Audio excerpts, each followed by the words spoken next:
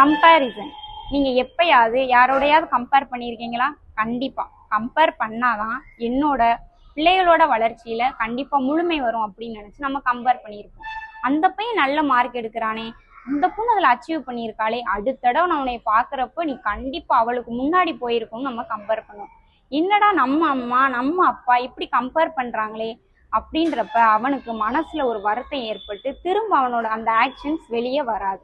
அப்போ நாங்கள் என்னதாங்க பண்ணுறது அப்படின்னு கேட்டிங்கன்னா, கண்டிப்பாக கம்பேர் பண்ணுங்க.